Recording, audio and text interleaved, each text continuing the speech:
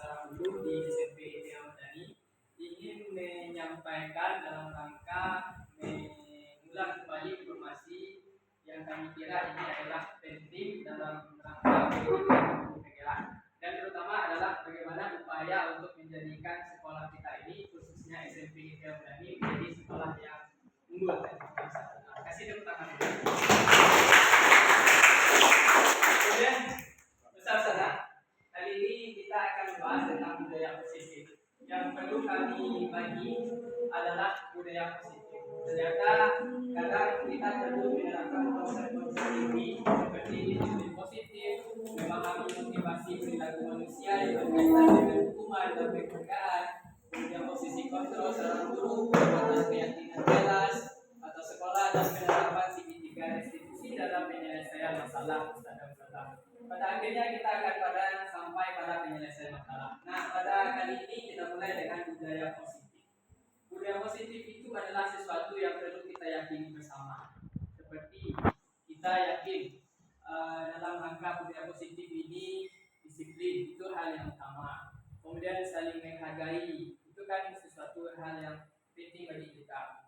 Kemudian dalam rangka budaya positif ini tentu yang kita harapkan adalah disiplin, kemudian mengajak anak-anak untuk bertanggung jawab, kemudian mengembangkan kesadaran dirinya berdasarkan nilai-nilai kebajikan yang kita kira itu adalah penting untuk perkembangan pribadi peserta didik di lingkungan sekolah kita. Kemudian tentu mengarahkan mereka kepada yang lebih baik, dan itu memang membuat peserta didik kita paham betul dengan posisi mereka sebagai peserta didik. Kemudian dalam hal ini untuk menghindari guru itu harus memahami, kita sebagai pendidik, usaha saja Bapak Ibu itu harus memahami motivasi dari perilaku manusia. Bisa jadi motivasinya adalah hanya untuk menghindari ketidaknyamanan atau hukuman. Bisa jadi siswa kita tidak pakai sepatu atau siswa kita pakai sepatu, tujuannya hanya untuk dia tidak dapat hukuman dari kepala sekolahnya mungkin kan. Kemudian untuk mendapatkan imbalan atau penghargaan dari orang lain, seperti mereka menghafal Al-Quran tetapi hanya untuk mendapatkan imbalan, reward, amanah atau hadiah dari orang tuanya. Kemudian atau untuk menjadi orang yang mereka inginkan dan menghargai diri mereka sendiri dengan nilai-nilai yang mereka percayai.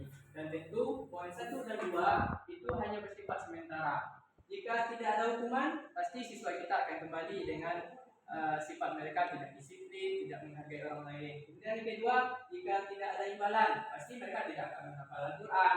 Nah, seperti itu saudara.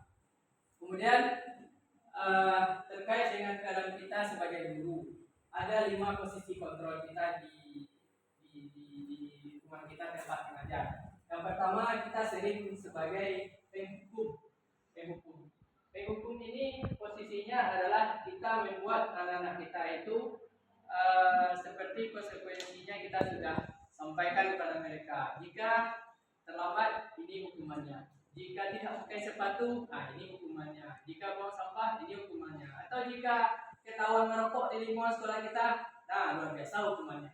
Kemudian yang kedua, posisi kontrol kita sebagai guru itu membuat rasa bersalah. Membuat rasa bersalah itu seperti kita selalu tanyakan, kenapa kamu terlambat?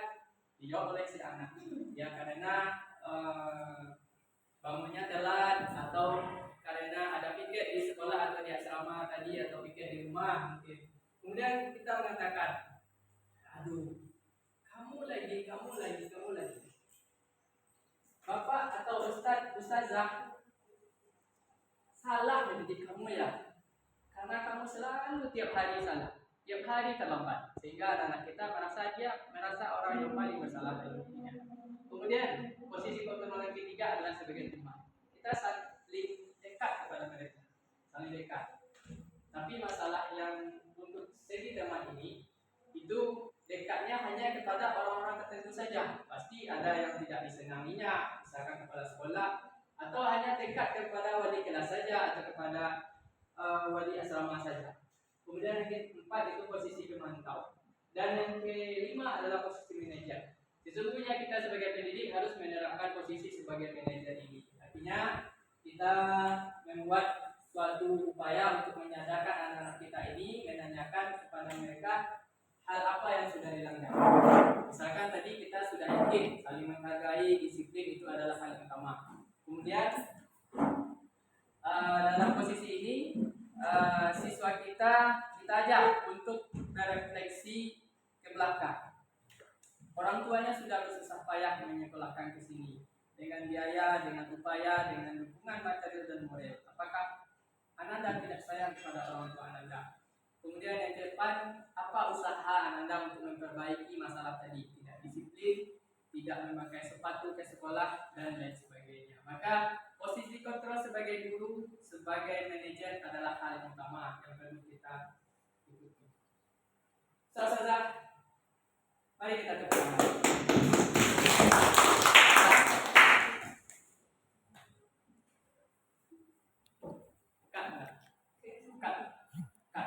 Oke, bapak-bapak, ibu-ibu, saudara-saudara, kita lanjutkan dengan segitiga resolusi. Segitiga resolusi ini adalah upaya untuk menyelesaikan masalah.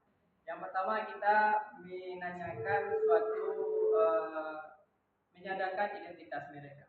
Itu biasanya kita tanya mereka, kita panggil mereka, kenapa kamu melakukan ini, kenapa kamu mesti melakukan hal yang melanggar sekolah. Kemudian yang kedua kita tanyakan kepada mereka, ya berbuat salah itu adalah hal yang utama. Maksudnya berbuat salah itu adalah hal yang biasa. Tapi bagaimana supaya hal yang salah ini tidak terjadi berulang-ulang.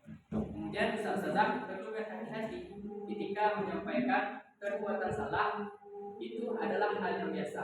Karena biasanya kita kan menyampaikan, oh berbuat salah itu adalah hal yang biasa. Ananda, Ustaz saja dulu ketika sekolah berbuat salah seperti kamu, seperti Ananda. Maka itu kita harus berhati-hati. Jangan sampai nanti ada dalam benak pikiran siswa didik kita, apalagi yang SD, oh berbuat salah itu hal yang wajar ya.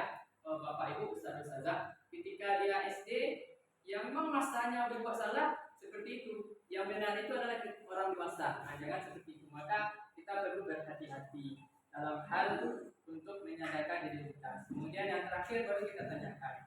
Ketika kesalahan itu terjadi, ke depan kita mau berbuat apa? Nah, biasanya anak-anak kita coba untuk dia berusaha untuk mencari jalan keluarnya. Misalkan dia tidak pakai sepatu. Jadi bagaimana ke depannya itu pasti dia mengusahakan besok saya akan pakai sepatu. Nah, bagaimana caranya? Nah, itu yang kita gali terus. Nah, sekian Bapak Ibu Ustazah perihal berbagi informasi dalam rangka memberikan refleksi perihal ilmu-ilmu yang kami dapatkan dalam pendidikan guru penggerak. Kemudian terima kasih banyak atas kolaborasi Ustazah, majelis guru, pegawai, wali asrama, dan juga ada yayasan yang dalam mendukung kegiatan ini secara penuh. Terima kasih.